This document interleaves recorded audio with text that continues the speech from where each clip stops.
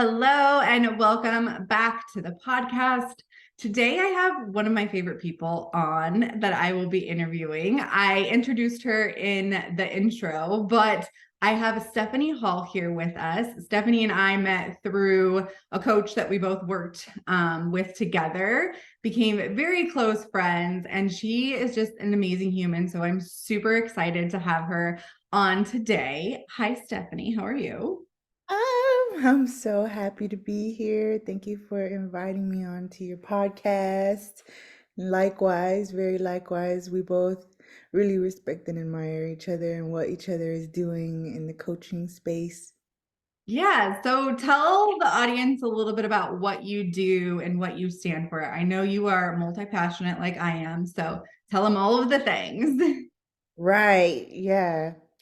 Okay, so my name is Stephanie, and I am a recovery coach. I like to call myself a decolonial recovery coach because I'm indigenous. From the Seminole tribe of Florida, down in the swamps in the Everglades, and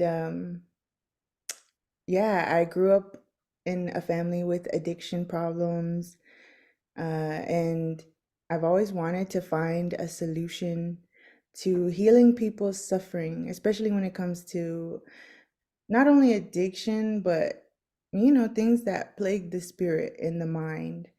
So that's always been heavy on my mind my whole life. I think even when I was a kid, I wanted to be a motivational speaker. You Uh-huh. know?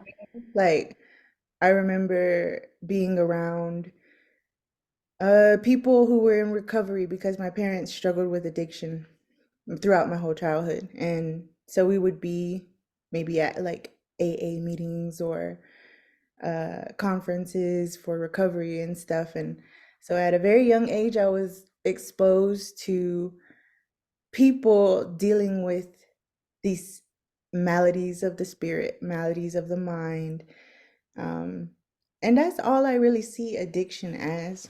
I don't see addiction as this moral failing. I don't see it as something that is wrong with a person. I see addiction as a way that people are attempting to escape their own present moment, escape their own consciousness in the present moment. Because the more that you can bring people back to the present moment, the less power that these addictions or compulsive behaviors or like I feel like you could even call scrolling on TikTok an addiction sometimes. You can call it, food an addiction, shopping. Um, and it's all just people not wanting to be in the present moment, not wanting to be in their body in that moment. So the more that's what I like to do. I like to help people fall in love with being in the present moment, fall in love with being in their own body, you know? Yeah, and I love that so much. I really connect with your view on addiction and your view on recovery. I think that it's so important for us to see that there are more ways to recover outside of a 12-step program. I agree. And I know that the 12-step program works for a lot of people, and I know it doesn't work for a lot of people. And so I think that what you are doing is so important to bring light to different ways. And I don't know if you want to kind of explain or talk about how you kind of found your own way of recovery outside of the 12 steps or anything you want to elaborate on that. Oh, yes. That's what I love to talk about. So I did mention, growing up and being in NA and AA rooms with my parents. I was like the little kid in the corner playing, making noises and but it led me to like around when I was 15 years old, I was placed into a treatment center for teenagers. And I was there for like 4 years until I was like 19 years old. And the program there really stressed how important that the 12 steps were to recovery. And that's pretty much the only option that they gave us. So 4 years, day in, day out, they had us reading the big book. They had us like doing meetings all the time. So I was pretty much like, it, I wouldn't say brainwashed, but I was immersed in, this dogma, the creeds of 12-step programs. And so I really felt like that was the only solution out there in the world that was available to me. It's free, So for the next, let's say, like at least 10 years of my life, I gave that program everything. I was doing all the steps, had sponsor, had sponsees, everything that they tell you, making coffee, doing service work, doing absolutely everything that they tell you to do in these programs. Yet I found myself still relapsing. Mhm. And it was really frustrating and hopeless, to say the least. So whenever this last time I got sober, got however you want to phrase it, I have so much. I have so much. I have so much that I have unpacked since I've learned the power of the subconscious mind and the language that you use. Um, that I don't like to use a lot of terms that they use in recovery communities, and I don't even like to really focus on my sobriety time. I just choose to focus on whether or not I'm happy in the day, whether or not I feel whole or like I love myself. Um, but yeah, so I definitely was, when I got sober this last round in December, right before the pandemic. So it was like December of 2019. I went into treatment, not because I really wanted to get sober, but I had like legal problems that I was looking at. I was looking at time in jail, prison. So I was like, maybe I'll just go to rehab just to get the courts off my back, get the judge to not throw me in jail. So that's what I did. And within I was very blessed because I was pretty much doing the same program again and still getting, you know, I got into a relationship very quickly. Um, that relationship quickly fell apart, and I found myself in this pandemic living in my house by myself and with lots of time to figure out, like, okay, I started a bunch of businesses, and we found the same coach that me and you met through. And I was like, well, the least I could do is invest in myself and learn a little bit more about like this business, this craft of um like what is it that I could do to help myself as a businesswoman. So that's what it started out as. And little did I know that, taking that course would open my mind to the freaking miracles of NLP and working with your subconscious mind, reprogramming. And from there, it just opened my mind to just how I can be my own solution, Mhm. and I didn't need to rely on these programs, and that was such a relief. And it took a few years of me learning about how the power of the subconscious mind works, the language that we use. So to this day, I have very strong opinions.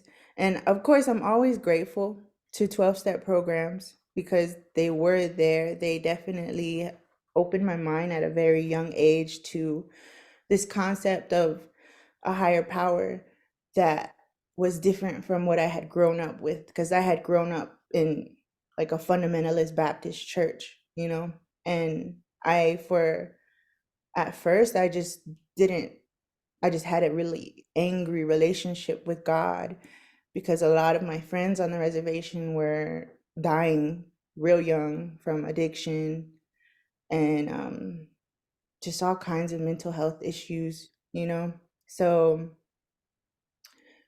So yeah, I I clutched onto this neurolinguistic programming and understanding how the brain works, understanding how our trauma from our life can be probably the main source of a lot of these addictions. And that was really different from what I was taught in a lot of the 12-step programs. Because in the 12-step programs, there's a lot of people, pretty much if you ask like, why am I an alcoholic or why am I an addict, they'll just say it's just because you are. You know, we don't have any reason why. We just won the lottery, or whatever. Like, we just got chosen to have an addiction. There's no rhyme or reason. It's just the way it is. Just pray to God and have faith and get through it, do this 12 steps, do some service work when you feel like whatever, when you feel any feeling, just do service work and get out of yourself. Um, and unfortunately, like a lot of times, like I feel like you can do those things, you can help other people. And for somebody like me who's codependent, I can freaking help people in addiction. Like I can be bending over backwards and um denying myself, and in the eyes of the world it looks okay, like it looks like I'm doing the program, it looks like I'm working the program, blah blah blah. Um but really on the inside you could be really broken and you know really frustrated and still very active in your addiction. And for me, I don't really necessarily feel like sobriety is the ultimate goal. So this is where I get kind of like out there with, some of the things that I say and teach on my page and my platform, because I find that my recovery, I count my recovery as starting from the very first time that I ever attempted to satiate the pain in my soul and my spirit, so that's going all the way back to, I can't even trace the date. um but I poked myself with a safety pin one Uh-huh. time when I was like really young. I was probably like 11 or something, and I count that as being like my first day in recovery, because it was the first time that I was attempting to find some solution to deal with the feelings that I had. When I was never taught by my family or my parents how to deal with emotions or how to communicate my needs. So yeah, I poked myself with a needle and I realized very quickly I didn't like that. Then I developed an eating disorder, and that worked until I was in treatment center and I was very highly, like, what is it, supervised. Uh-huh. And you really can't have an eating disorder when you have staff members watching your every move and stuff. Um, so yeah, that I count my recovery as starting from the very first time that I ever attempted to really find some sort of a solution to the pain that I was dealing with. And that's what I see whenever people are using drugs or whenever people have some sort of an addiction or compulsive behavior. It's just their attempt. It's like we're doing research. And I remember very clearly in my active addiction, just because I don't really know other words to describe, you know, what it is. So I'm just gonna refer to it as my active addiction. Um, but yeah, back then when I was attempting to, I remember very clearly having thoughts and having beliefs that I would focus in on, and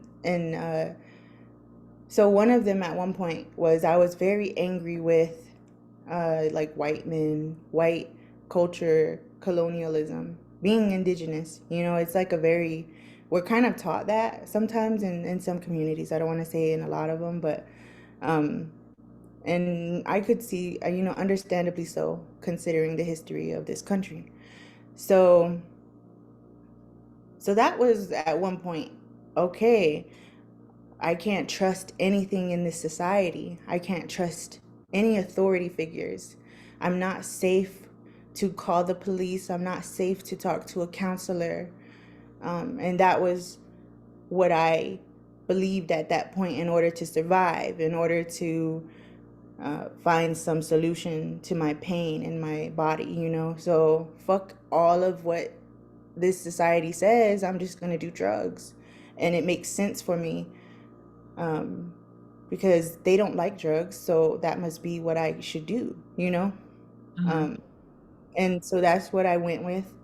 And so that's probably what a lot of people, you know, have their thought processes. There's certain beliefs that we have of who's safe and who's not safe and where am I safe, and if I'm not safe anywhere, then I'm just gonna retreat into my own body and mind and try to escape this consciousness, you know?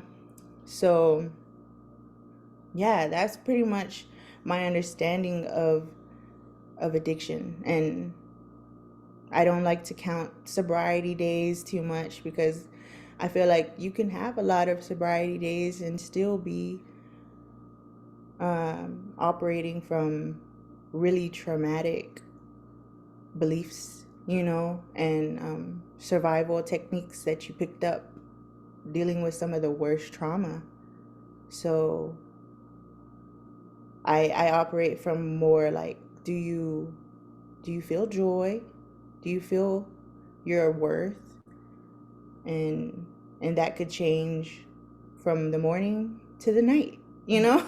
Yeah. And that's really all I really want to focus on. And like I take shrooms, mushrooms, psilocybin mushrooms, and I also take other mushrooms. I really am a big advocate of mushrooms.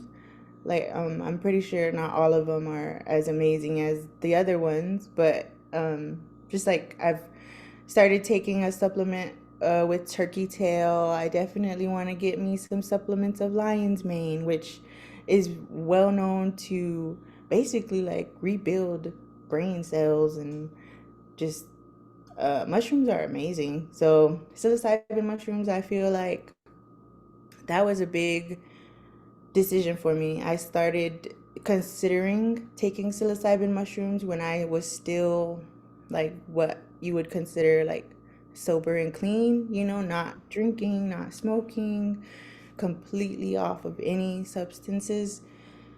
And I would say that's debatable because I still had like really unhealthy, toxic relationships. I had, you know, like in overeating, compulsion.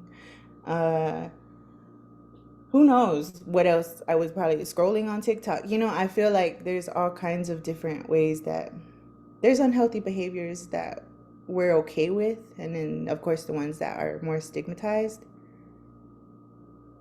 Um, But yeah, I kind of forgot which track we were on after No, all that's that. great. That was great. Because I was gonna say, I believe when we first met, which was in 2020, that you were still definitely like in 12 steps.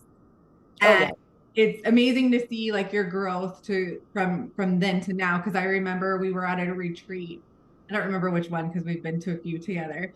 But the conversation of plant medicine came up, and Stephanie was like, "Nope, I don't do that. Like, I'm not going to touch that. I'm not going to do that." And then as like we've gone through the NLP trainings and learning about the subconscious mind and stuff, you started opening up to that. And I really like the fact that you talk about how your recovery started when you first started to try to relieve the pain. I think those were close to the words that you used, because I see a lot of people who, and this isn't a podcast to bash the 12-step program. I just want to say that, like, it obviously it got you here, like it got you to the next step. But I see a lot of people who do hold on to that sobriety date and that number and really like almost like they're walking on eggshells, because if they drop it, then they feel like they've lost everything.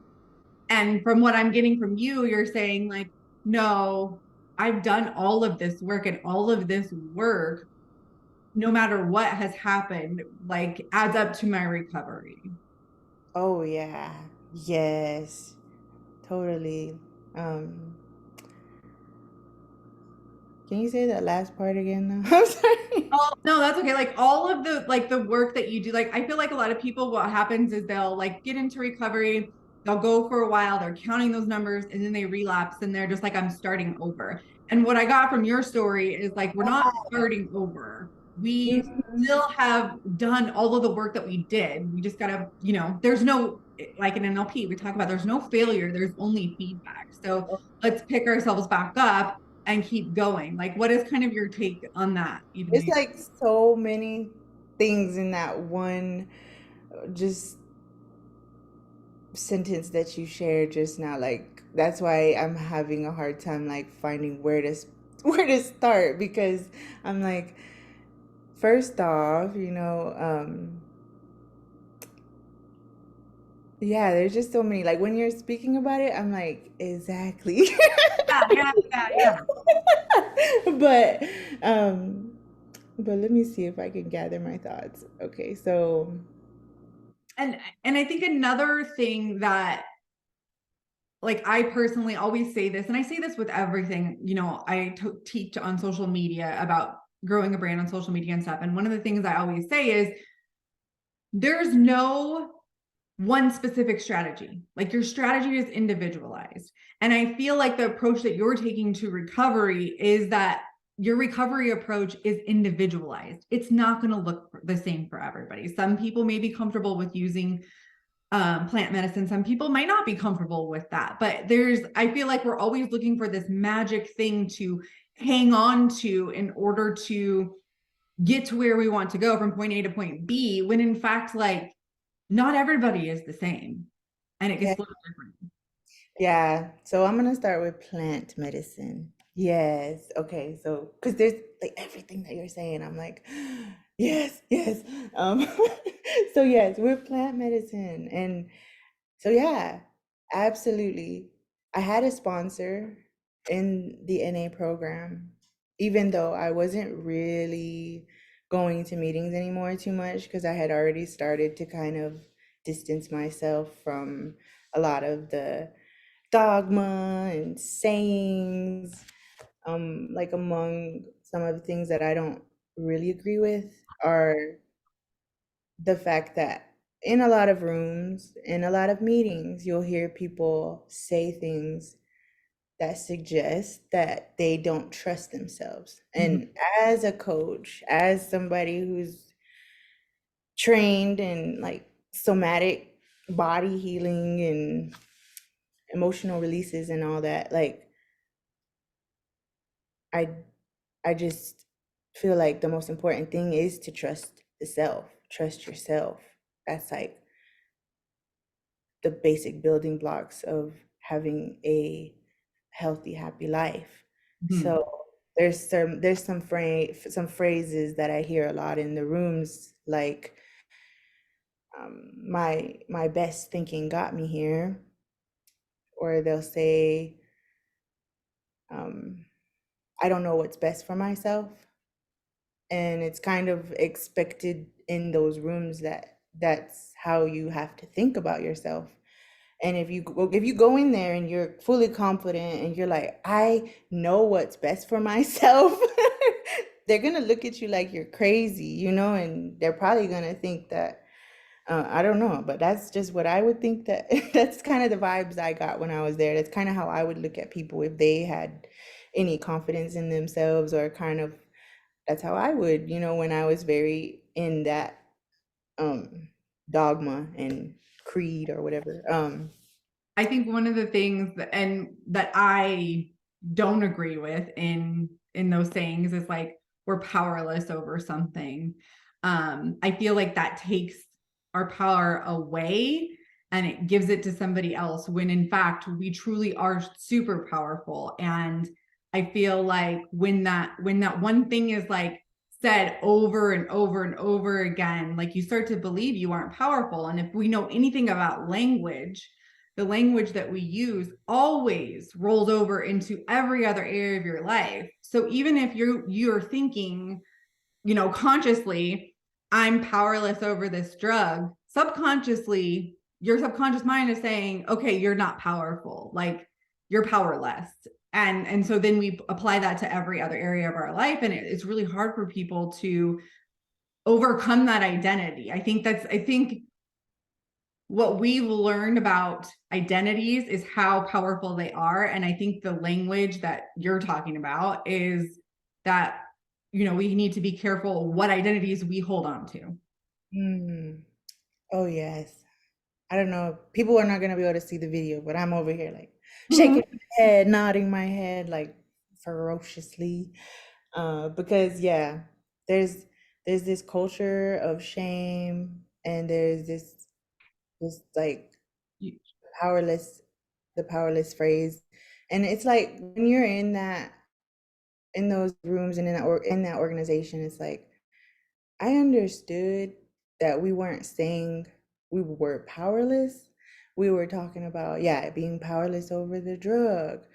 But, and by admitting powerlessness is how we gain our power. I understood that.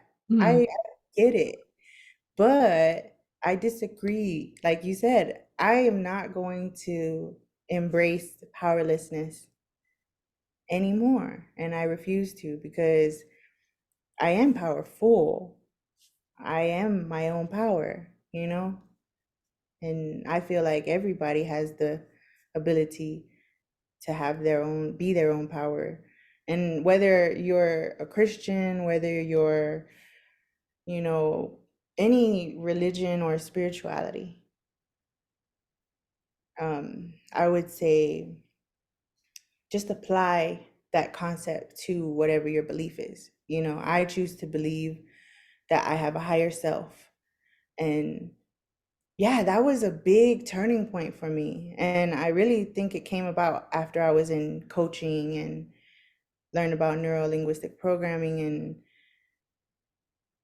I was so afraid to believe that I had a higher self. And I was so afraid to pray, talk to my higher self. Mm-hmm.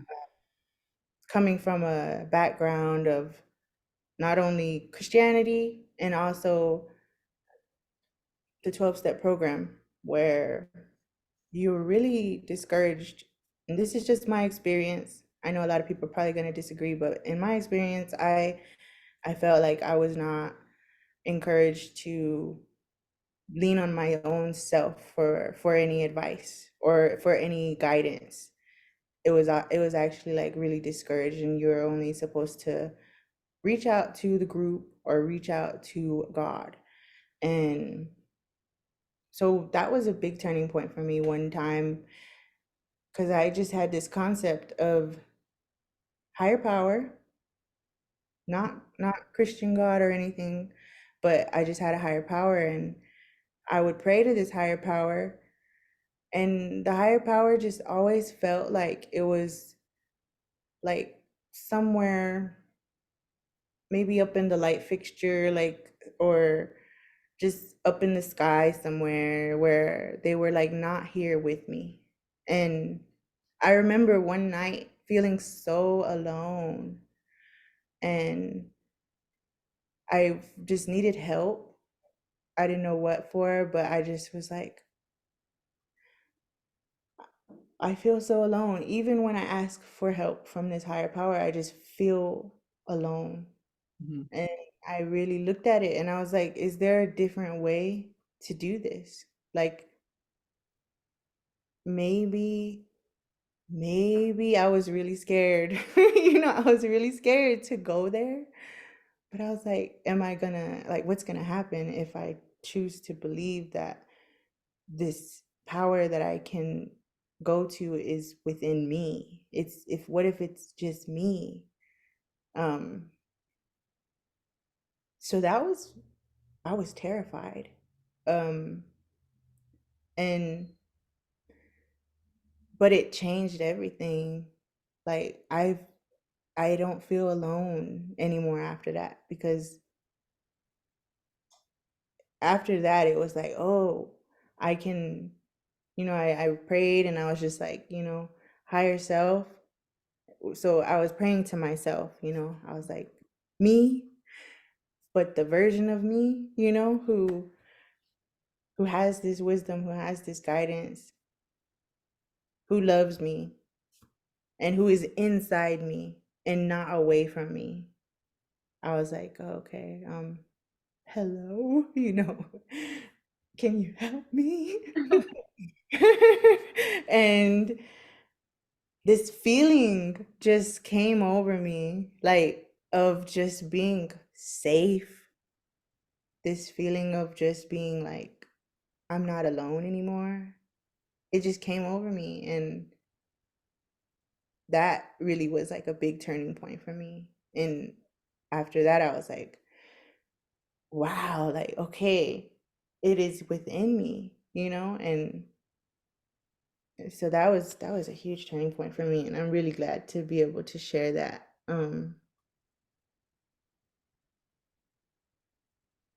So many different concepts of God that I've gone through in my life. Um, yeah, from definitely being younger, I was like in church, very religious, and I didn't want to I didn't want to have any sex until I was married. And then when I was 12, I was SA'd, sexually assaulted, as they say on TikTok. Um, that definitely rocked my world and my whole concept of God. And then, yeah, within the past 3 years, after I started learning more about like the power of my own mind and got introduced to this concept of a higher self, um, then that's what really worked for me. That's what clicked. And I don't know what's gonna continue. It's always evolving. Mhm. Like, I'm a really out there, like, I love anything super weird. Like like the weirder the better.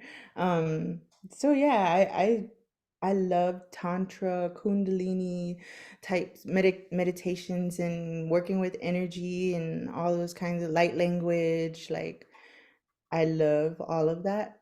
Um, and I think definitely I was introduced to plant medicine. I've always been invited. I was always invited because I have a friend who, her father is a medicine man, and he holds ayahuasca ceremonies. And she would always invite me, and she would say, no, it's not doing drugs, it's medicine and it's healing. And I'd be like, okay, but I wasn't there yet. I wasn't comfortable with it. And it was something that I really prayed about, meditated about, and sat with myself for a good few years, just waiting until I felt okay to do it. And but it did. It kept calling to me, and that's what they often say about plant medicine, is that you'll get a calling to it, or it'll call to you, or you'll feel a pull towards it. And so that's what happened. Um And it sounds like you really like had to build like that relationship back up with yourself. Like that in everything that you're saying is that's where it starts with is like we talked about at the beginning, like that self-trust. yeah. And that self-trust comes from the relationship we have with ourselves. I think that we forget that we have a relationship with ourselves. Oh, yes. Yeah. That's really what I feel like everything of my life right now stems from. So yeah, first, developing that relationship with myself, being my own higher power, and then, yeah, as time goes on, I started to rely on myself, be more trustworthy in myself, showing up for myself, I had a really I had an intense history with self-sabotage, Mhm. and I really liked to, when things were getting hard or overwhelming, I had just I was more okay with just bringing the whole house down and shattering everything and starting over from ground zero. Then I was so, my self-worth, for a little while there, I couldn't accept success for myself. I didn't feel worthy of success, and whatever you determine success is. But for me, there's like this one example I have in my life where um I was going to college, and I was in recovery, in sobriety, going to meetings and everything, and I got into a relationship. This relationship really activated, like, codependency, and it was abusive. And the day after that man left and he got on a plane to go back to Florida from New Mexico, because he came to New Mexico, um, the day after he left, I decided to smoke weed. And this is why I don't really like the whole, like, Mhm. focusing on the sobriety time, and um kind of having that as, like, I don't know, this high prize or whatever, Yeah.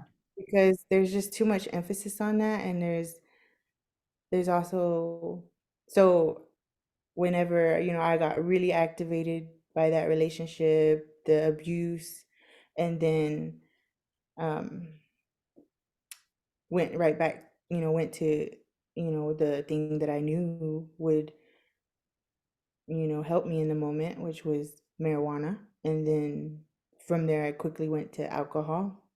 And I kind of felt like, with, in my mind, it was just all or nothing, very much all or nothing. And but I feel like that's the culture in a lot of those programs, because if you decide to do marijuana or drink, it's not like you can't go to a meeting. Like, they tell you all the time, like, keep coming even if, you're still drinking or still smoking or whatever. Um, but nobody wants to, because when you're in the meeting, like, I've been there after I did ayahuasca, after I sat with shrooms. I've been in rooms even when I am perfectly, you know, trusting myself, okay with what I'm doing, and I go into rooms and I feel the shame. I feel the guilt, even though I'm perfectly okay with what I'm doing and I have my reasons for why, I decide to do those things. But just the way that they talk about, the drugs or the alcohol or whatever, it's it's not like the most welcome thing there. And, like, even what I was gonna say is, I had a sponsor, and when I decided to take shrooms, or, she was okay with me doing ayahuasca, probably because it's connected to indigenous cultures, and, like, nobody wants to be putting shame on no indigenous cultural practices, right? So she was like, ayahuasca's great, like, that's fine. But when it came to mushrooms, which is more like seen as kind of like a recreational drug, Yeah. um, she was like, okay, well, I'm gonna have to let you go as a sponsee. And she was like, I can no longer sponsor you because I don't know how to sponsor somebody who's gonna be doing shrooms. And I was like, I respect it, even though I was really hurt. I was like, dang, I didn't expect that. I expected her to, like, at least still have a relationship with me of some kind. But I was let go. And like, yeah, I live out here in the middle of New Mexico. Like, I don't really have a lot of friends here. So she was like one of my relationships here. And so that was It's pretty hard blow, but I was like, well, I'm still gonna do what I'm doing, and because I trust myself. And Mhm. that's what it comes from, that deep, deep trust in self. So, um, I've, like experimented on myself with, like trusting myself. And there's been, like, I started smoking a vape last year, like around this time last year. And I think it's probably because my niece, she's like in her early 20s and she moved over to my house and she was vaping. And one day I was like, let me hit that. And then I ended up smoking a vape for the rest of the year. Um, and then whenever I wanted to stop that, then that's when I started smoking weed. And all throughout doing everything that I've done, I always sit with myself and I'm like, am I okay with this? How does this make me feel? Am I okay with how this makes me feel? Um, am I able to still care for myself, handle my responsibilities? Like all of these things. Um, and just today's like day 4. I haven't smoked weed just because I just haven't desired to, and like the last times that I was smoking weed, like it was just bringing up like really weird emotions like shame Uh-huh. and from sexual trauma. And I really hate going there, and so I'm like, I look at plant medicine as like oftentimes trying to bring things up to surface that we should deal with or we can deal with or to deal with. And then and then now with these feelings that were coming up recently, from the plant, I just decided like, okay, I think maybe it's just time to not do it, for a little bit. And I was perfectly okay to do that and don't miss it, whatever. I don't know if I might smoke at some point, again, but I have this reliance on myself and I trust myself, and I know if it's not helping me, if it's not benefiting me the way that, I feel like it should, then I'm not gonna do it. And I know that for myself. And definitely every single person has their own level of trust in self. And even if, um like for me, at this point in my life, at this point in my recovery journey, I don't want to drink alcohol. And that's like where I'm at right now. Who knows where I'll be any point in the future. But for me, that's like, because once I started smoking vape, I got a taste of like how something can be addictive, Uh-huh. how it can be like, uh it can be pretty tough to kind of let some of them go. Like nicotine was the hardest substance to ever get off for me. I've done Xanax, I've done cocaine, I've done all kinds of different things, but I was a hardcore alcoholic, drinking every day, all day. And the hardest one for me was nicotine. Yet it's sold in every like general grocery store, and you know, it's readily available and legal. And corporations are the one pushing that one. So yeah.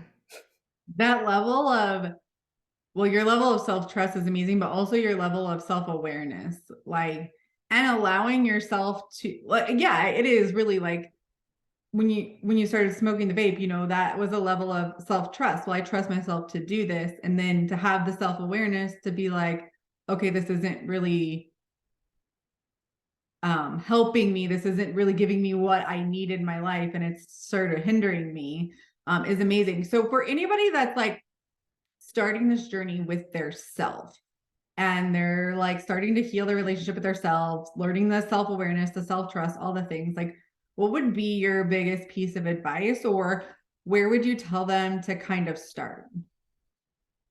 I always start with like self-love. And that's where my journey started. I was like on this couch in my apartment. It was after like a weekend of partying and doing who knows, probably really um looked down upon in our society things.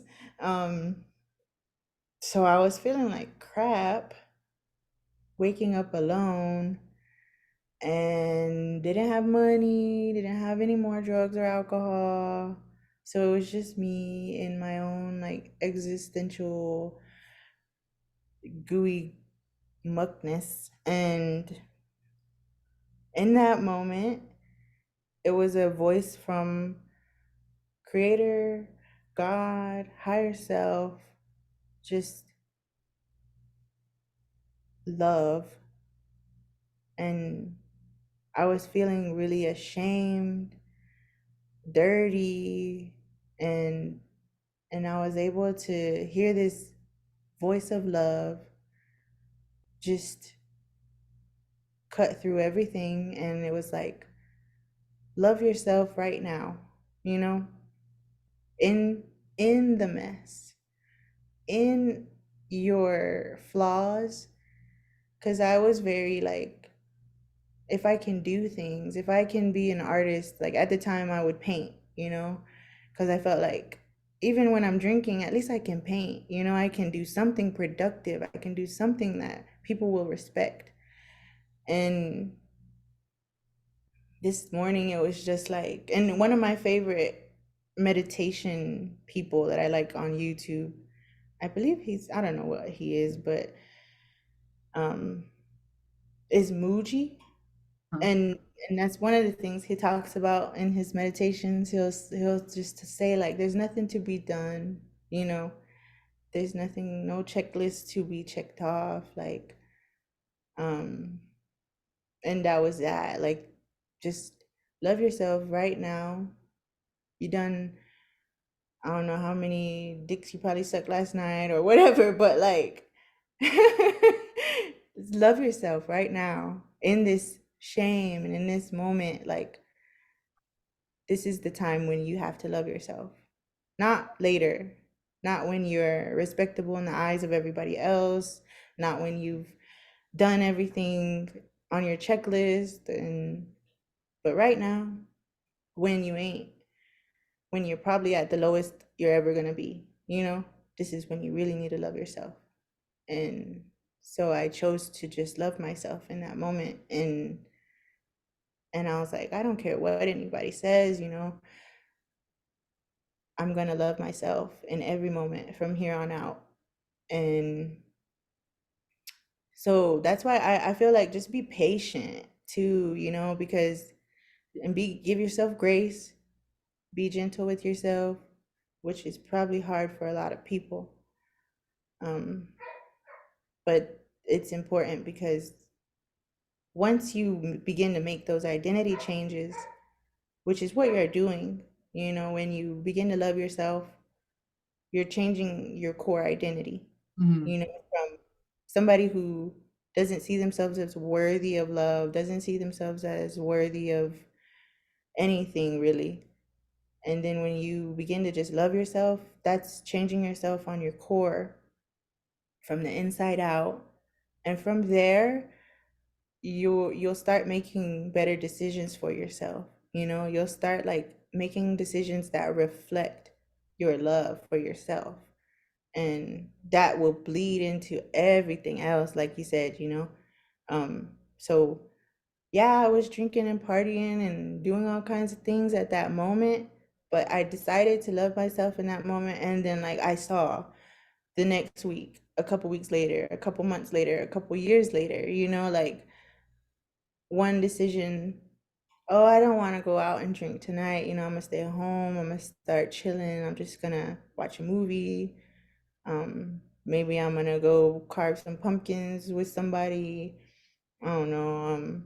You just from that self love, you'll just start making different decisions. Because when you love yourself, you're not going to want to get in a car of people who are drunk and driving and um, trying to go beat somebody up. Like, you're not going to want to hang around with people like that. When you love yourself, you're going to want to go hang out with people who like uplift you, and you're just going to want to be around better environments, and just give yourself better food and speak nicer to yourself in so many different ways.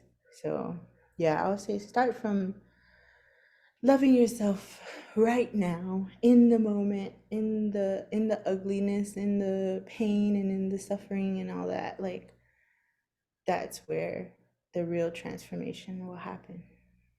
Oh, that's so beautiful. And I think that's a perfect spot to wrap this conversation up. Thank you so much for jumping on and sharing. I just feel like your message is so powerful and I want to get it out into the world to help so many people. Where can people find you? I'll link it in the show notes below, but if you want to tell people where they can find you and connect with you, that would be amazing. Well, first, I just want to say thank you very much for having me, and I really respect everything about you and everything that you're doing, and especially for reaching out and bringing me on your podcast. Um, but yes, you can find me at subconscious underscore Steph on Instagram. Subconscious spelled SUBCONSCIOUS underscore Steph, STEPH. And yeah, pretty much that's where I'm centrally located on the interwebs. Mm. All right. Well, thank you so much. I can't wait for people to hear this. Yes. Talk to you soon.